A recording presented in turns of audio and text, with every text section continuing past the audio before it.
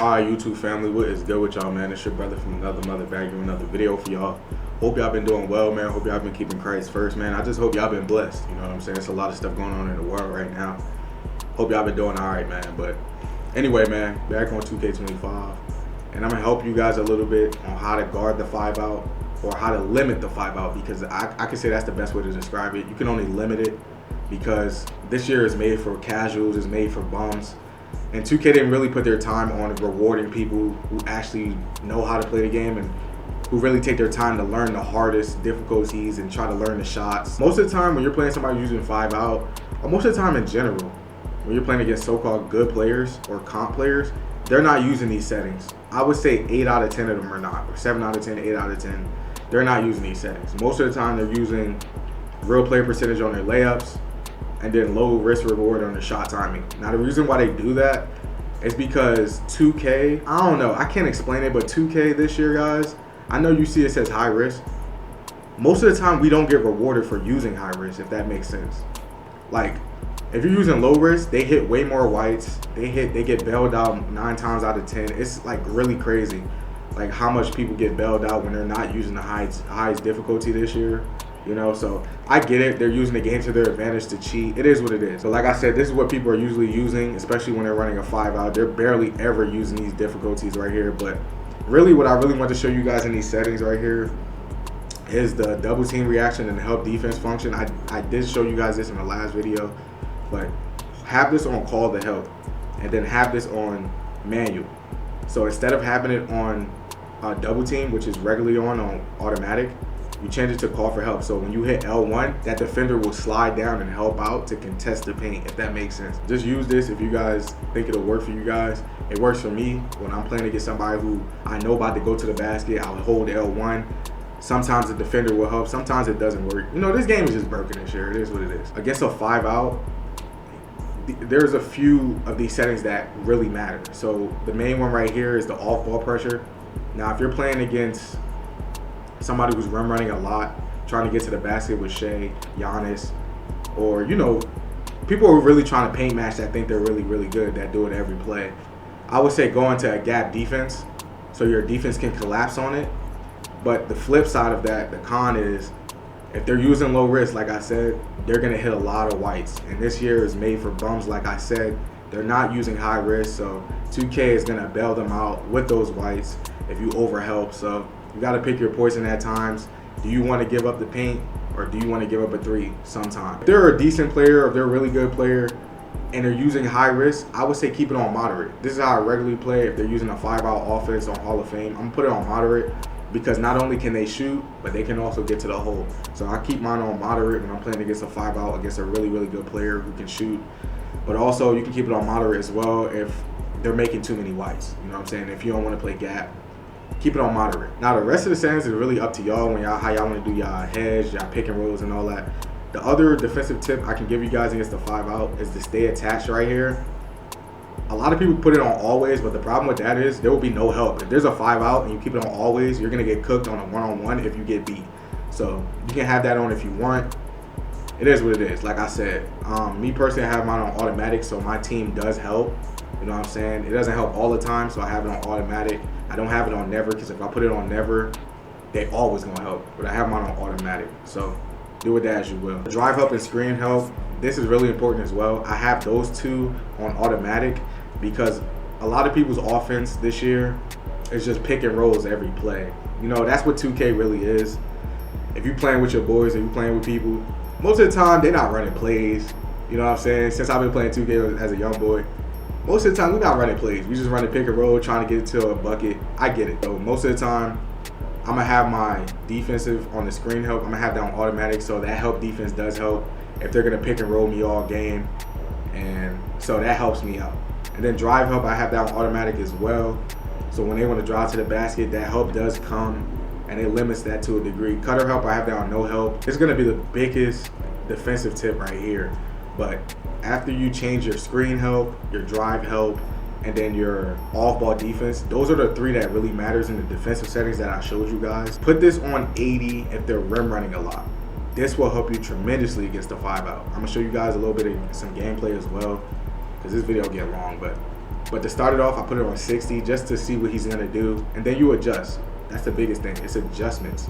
You have to adjust. You can't use everybody's settings because it's gonna change throughout a game. You know what I'm saying? But it'll help limit the 5-out. Like I said, this video is really just about 5-out. So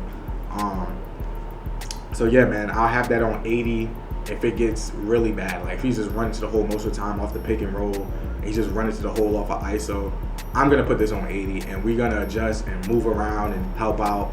And you know, you gotta switch off the ball and move around, because if you don't, you're gonna give up wide open threes. So there are times you're gonna run into games like this. I played this guy. He was a really good record, 500 wins, 100 losses.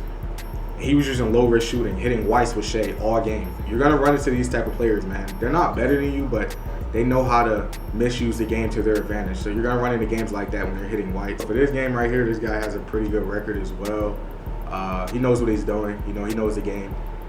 Now, if you know San Antonio, one of the best 5-out teams to use in the game, because they have Wemby, he can shoot the 3, and they have Fox. You put him in the ISO, most of the time nobody's keeping up with him. He has like a 90+ speed. One of the best teams to use. But like I said, I like to challenge myself, and I like to just, you know, not make things easy. You know what I'm saying? I like to challenge myself, so I did pick Dallas. They're not one of the best defensive teams at all, but I like to challenge myself. A lot of people don't like to do that, especially the people in this community, low risk and all that, real player percentage. They don't like to challenge themselves, but I do. So I think I'm a little bit different than most. But yeah, so I ended up going with Dallas. He had San Antonio, so this is a perfect example. Off rip, he already had hit a 3. I was on like leave him defense right here. He used that to his advantage, pop a 3. Boom. You know what I'm saying? Off rip, I'm just seeing how he plays. And I adjusted. Now he comes back. He's trying to beat me to the baseline again. He's in a 5-out. We adjusted now. He thinks there's no help defense coming. AD slides down immediately.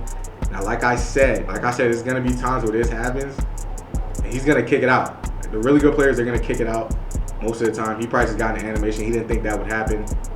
You know what I'm saying? But 9 times out of 10, a lot of them, they're gonna kick it out. But if they don't, that's what we want right there. We want you to think you have an open bucket, but you don't. You know what I'm saying? So that works to my advantage right there. And then you see we about to get the mismatch, and we about to score. So at this point, he was running to the basket a lot with Fox, so I overhelped a little bit with Gafford. He's seen it. Great IQ play, open 3-pointer. He played it perfectly. Most of the time, people are not gonna do that though. You know, like I said, they're really focused on getting to the hole. They're gonna run to the hole and get blocked most of the time. So again, he comes down again, 5-out. He wants to clear it out. We play it perfectly right there. We're ready for the first pass, or wherever he throws it, boom, he throws it to the corner. We take it. Like I said, that's what we want. We want that. And then alley-oops are just broken this year. I don't know, this game sucks. You know what I'm saying? There's another play of it again, guys. Like I said, he was running 5-out all game. You know what I'm saying? But he knew what he was doing. Like I said, he was a good player. He knew how to shoot the ball. You're not going to run into guys like this all the time, though. But he goes into a 5-out. He tries to ISO. We play it perfectly with the help. He throws it out of bounds. He's not expecting it. You know what I'm saying? He's not seeing somebody who's playing like this all the time.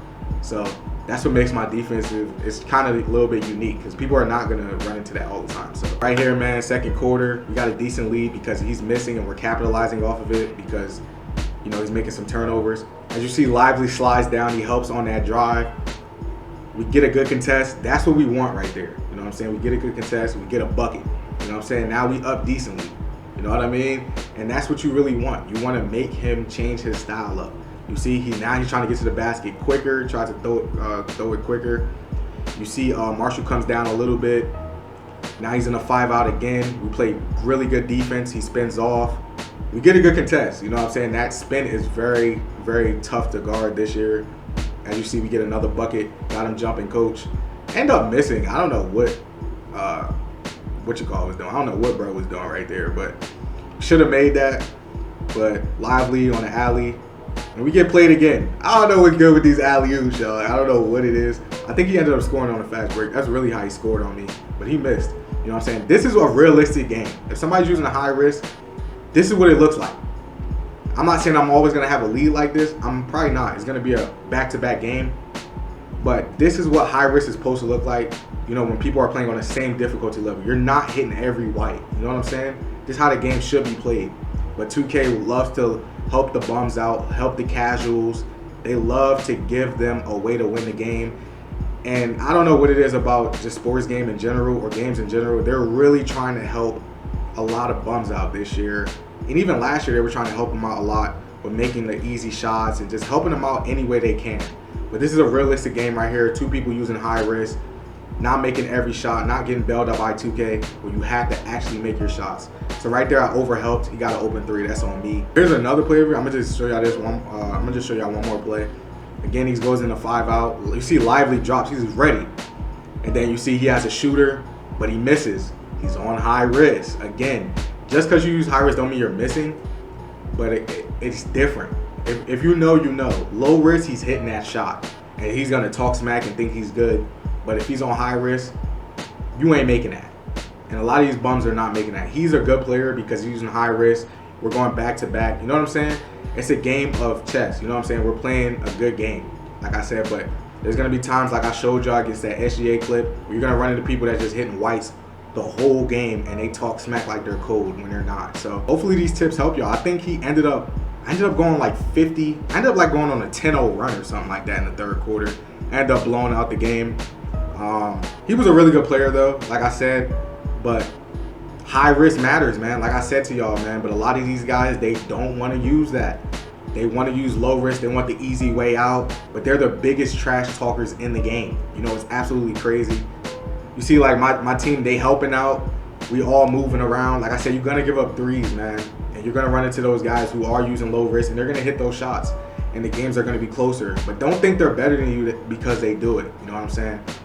They not better than you. They know how to use the game to their advantage and try to think they're nice. You know what I'm saying? They think they're nice at the game, but they don't be.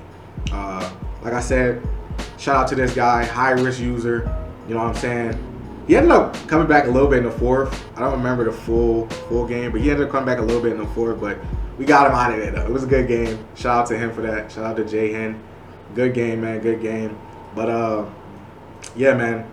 Hopefully these tips help y'all with the 5 out because it gets real bad. I know it gets real bad out there. These guys, they getting toxic out here with these low risk shooting. You know what I'm saying? With the way they play cutting back door all game. But these tips will help you guys out a little bit. You guys let me know. They help you out. Like I said, change that help defense a little bit. Shift it. Put it to 80. Put it to 60. See what works best for you, man. That help defense really helps. But like I said, you're going to run into those guys that throw that ball to the corner when you help, and they get bailed out. But it's all about adjustments. It's all about adjustments. It's all about adjustments, man. So I'm going to catch you guys on the flip. Y'all stay safe, stay blessed. And yeah, I'm out. Peace.